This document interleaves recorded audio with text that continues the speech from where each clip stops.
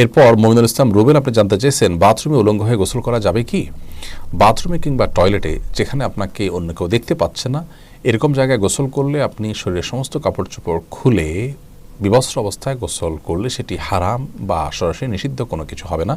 আমাদের মনে রাখতে হবে যে একটা সময় পৃথিবীতে মানুষের বেশিরভাগ মানুষেরই অনেক বেশি কাপড় চোপড় থাকতো না, অনেকেরই একজোড়া কাপড় থাকতো যেটা দিয়ে তিনি তার জীবন পার করে দিতেন। আজকাল আলহামদুলিল্লাহ আমাদের অনেক কাপড় চোপড় রয়েছে।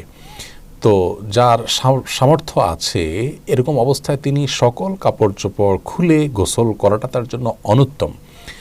একজন সাহাবী নবী আকরাম সাল্লাল্লাহু আলাইহি সাল্লামকে এই ধরনের একটি প্রশ্ন করেছিলেন, তিনি তখন তার জবাবে বলেছিলেন যে লাল্লাহু আহাক্কু আন ইউস্তাহিয়া মিনহু, কেউ একাকী আছেন, নির্জনে আছেন, তাকে কেউই দেখছে না, এমত অবস্থায় তিনি সকল কাপড় চোপড় খুলে ফেলবেন।